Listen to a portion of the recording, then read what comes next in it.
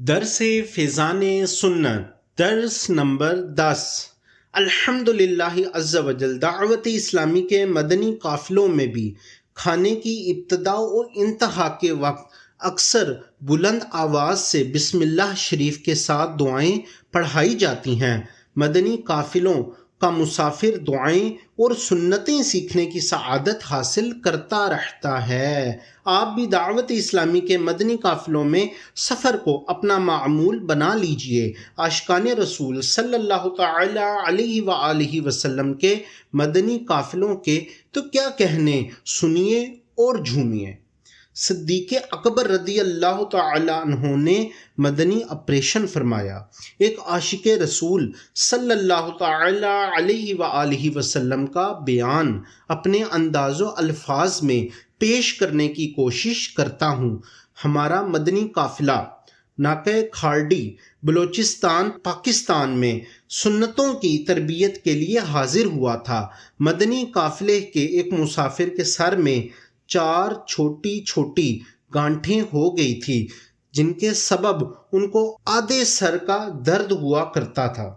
جب درد اٹھتا تو درد کی طرف والے چہرے کا حصہ سیاہ پڑ جاتا اور وہ تکلیف کے سبب اس قدر تڑپتے کہ دیکھا نہ جاتا۔ ایک رات اسی طرح وہ درد سے تڑپنے لگے۔ ہم نے گولیاں کھلا کر ان کو سلا دیا۔ صبح اٹھے تو حشاش بشاش تھے۔ انہوں نے بتایا کہ الحمدللہ عز و جل مجھ پر کرم ہو گیا۔ میرے خواب میں سرکار رسالت مآب صلی اللہ تعالی علیہ وآلہ وسلم نے بامعہ 4 یار علیہم رضوان کرم فرمایا۔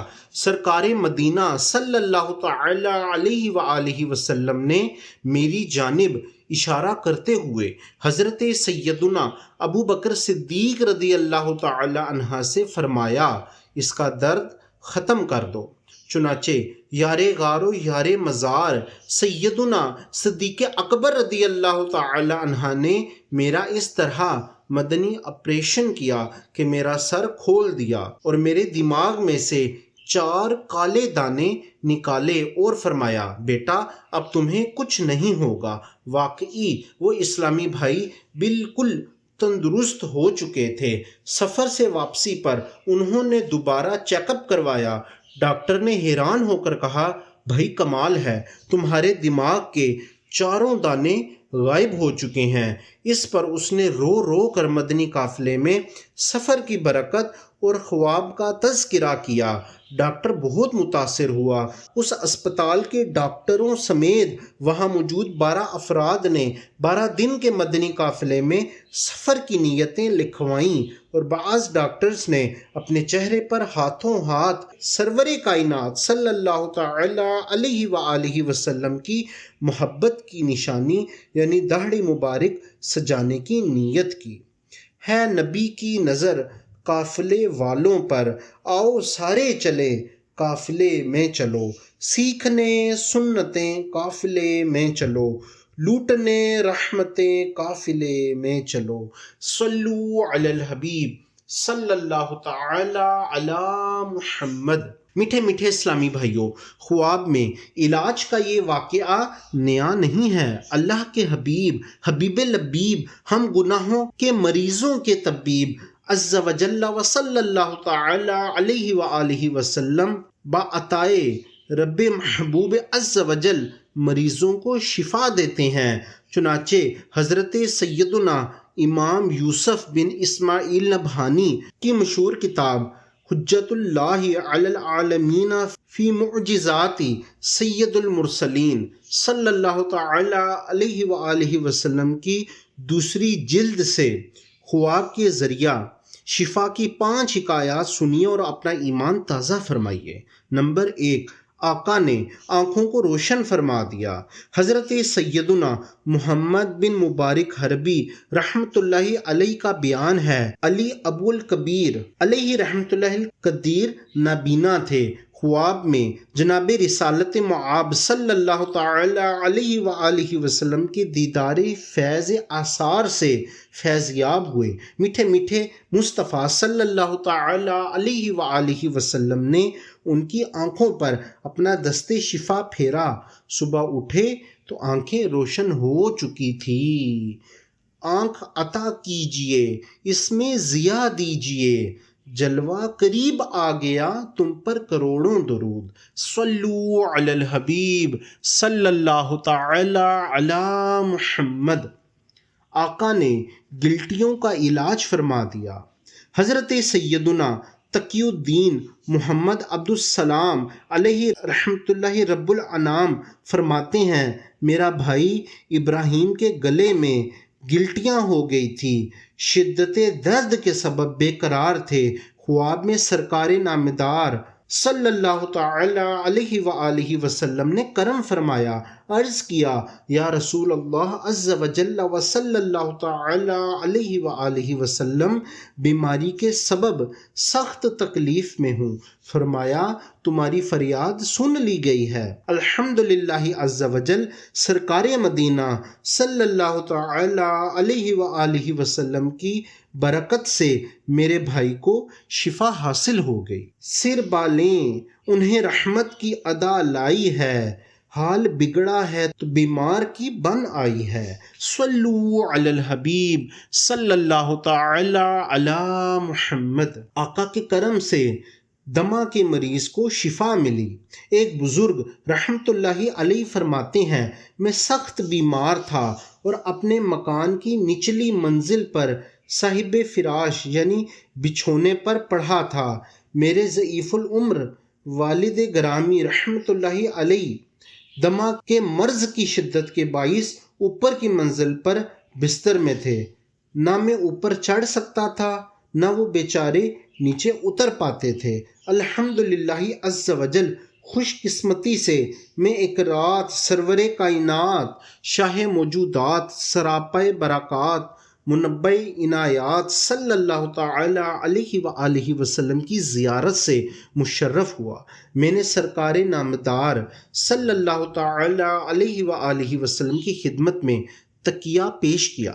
سرکار صلی اللہ تعالی علیہ وآلہ وسلم ٹیک لگا کر تشریف فرما ہوئے۔ میں نے اپنی اور اپنے ضعیف العمر والد صاحب کی بیماری کے بارے میں فریاد کی۔ میری فریاد سن کر سرکار مدینہ صلی اللہ تعالی علیہ وآلہ وسلم اوپر کی منزل پر تشریف لے گئے۔ جب نماز فجر کا وقت ہوا تو میرے کانوں میں آہ آہ کی آواز آئی۔ دراصل میرے والد محترم سیڑھیوں سے نیچے اتر رہے تھے۔ میرے پاس آ کر فرمانے لگے، بیٹا کرم بالائے کرم ہو گیا، آج شب رحمت عالم صلی اللہ تعالی علیہ وآلہ وسلم نے مجھ پر کرم فرما دیا۔ میں نے عرض کیا، ابا جان، سرکار صلی اللہ تعالی علیہ وآلہ وسلم مجھ گناہ گار کے پاس ہی سے ہو کر آپ کو نوازنے کے لیے اوپر کی منزل پر جلوہ آرا ہوئے تھے۔ الحمدللہ علی الاحسان۔ اس کے بعد محبوب رب العزت، تاجدار رسالت، شہنشاہ نبوت، منبع جود و سخاوت، سراپا رحمت صلی اللہ تعالی علیہ وآلہ وسلم کی برکت سے ہم دونوں ربائے صحت ہو گئے۔ مریضان جہاں کو تم شفا دیتے ہو دم بھر میں، خدارا درد کا ہو میرے درما یا رسول اللہ۔ صلو علی الحبیب صلی اللہ تعالی علی محمد۔ آقا نے برس کا علاج فرمایا۔ حضرت سیدنا شیخ ابو الاسحاق رحمت اللہ علیہ فرماتے ہیں، میرے کندھے پر برس یعنی کوڑ کا داغ پیدا ہو گیا۔ الحمدللہ عز و جل، خواب میں جناب رسالت مآب صلی اللہ تعالی علیہ وآلہ وسلم کا دیدار ہوا تو میں نے اپنے مرض کی شکایت کی۔ سرکار نامدار صلی اللہ تعالی علیہ وآلہ وسلم نے دست شفا پھیرا۔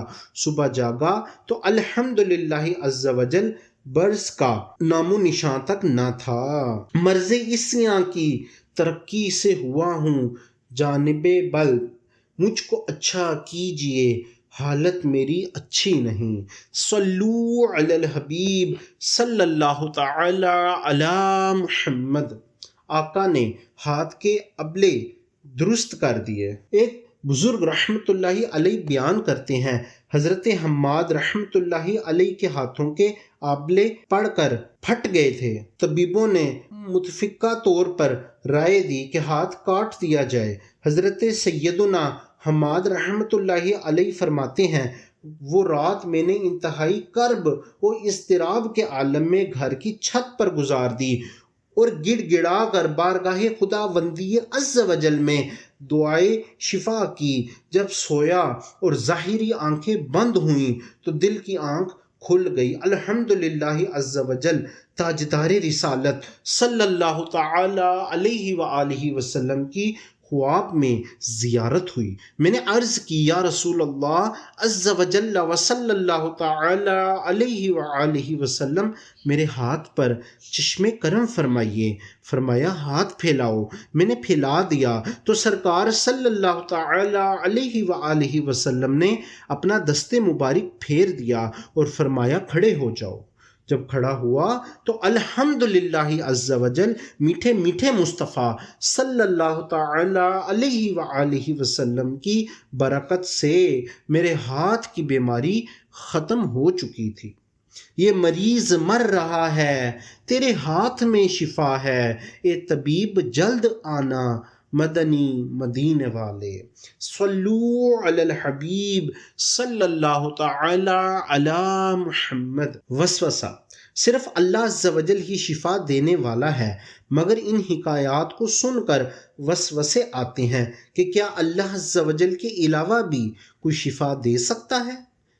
علاج وسوسہ بے شک ذاتی طور پر صرف اور صرف اللہ عز و جل ہی شفا دینے والا ہے، مگر اللہ عز و جل کی عطا سے اس کے بندے بھی شفا دے سکتے ہیں۔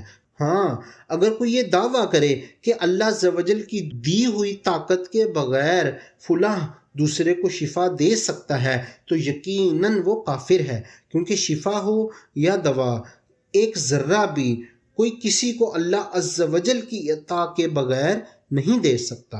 ہر مسلمان کا یہی عقیدہ ہے کہ انبیاء و اولیاء علیہم السلام و رحمہ اللہ تعالی جو کچھ بھی دیتے ہیں وہ محض اللہ عز و جل کی عطا سے دیتے ہیں۔ معاذ اللہ عز و جل، اگر کوئی یہ عقیدہ رکھے کہ اللہ عز و جل نے کسی نبی یا ولی کو مرض سے شفا دینے یا کچھ عطا کرنے کا اختیار ہی نہیں دیا تو ایسا شخص حکم قرآنی کو جھٹلا رہا ہے۔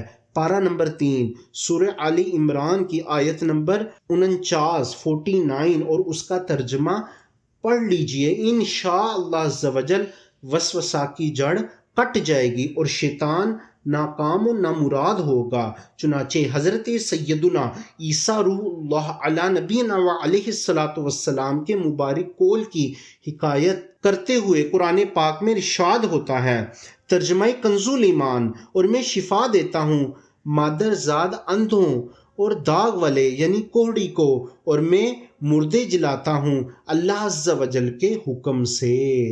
دیکھا آپ نے، حضرت سیدنا عیسیٰ روح اللہ علی نبینا و علیہ الصلاۃ والسلام صاف صاف فرما رہے ہیں کہ میں اللہ عز و جل کی بخشی ہوئی قدرت سے مادر زاد اندھوں کو بینائی اور کوڑیوں کو شفا دیتا ہوں، حتیٰ کہ مردوں کو بھی زندہ کر دیا کرتا ہوں۔ اللہ عز و جل کی طرف سے انبیاء علیہم السلام کو طرح طرح کے اختیارات عطا کیے گئے ہیں اور فیضان انبیاء سے اولیاء کو بھی عطا کیے جاتے ہیں، لہٰذا وہ بھی شفا دے سکتے ہیں اور بہت کچھ عطا فرما سکتے ہیں۔ جب حضرت عیسیٰ روح اللہ علی نبینا و علیہ الصلاۃ والسلام کی یہ شان ہے تو آقائے عیسیٰ سرکار انبیاء میٹھے میٹھے مصطفیٰ صلی اللہ تعالی علیہ وآلہ وسلم کی شان عظمت نشان کیسی ہوگی؟ یہ یاد رکھیے کہ سرور کائنات صلی اللہ تعالی علیہ وآلہ وسلم جمی مخلوقات اور جملہ انبیاء و مرسلین علیہم السلام کے کمالات کے جامع ہیں، بلکہ جس کو جو ملا سرکار صلی اللہ تعالی علیہ وآلہ وسلم ہی کے صدقے ملا۔ تو معلوم ہوا کہ جب حضرت سیدنا عیسیٰ علیہ الصلاۃ والسلام مریضوں کو شفا اندھوں کو آنکھیں اور مردوں کو زندگی دے سکتے ہیں تو سرکار مدینہ صلی اللہ تعالی علیہ وآلہ وسلم یہ سب بدرجہ اولا عطا فرما سکتے ہیں۔ حسن یوسف دم عیسیٰ پہ نہیں کچھ موقوف، جس نے جو پایا ہے بدولت ان کی۔ صلو علی الحبیب صلی اللہ تعالی علی محمد۔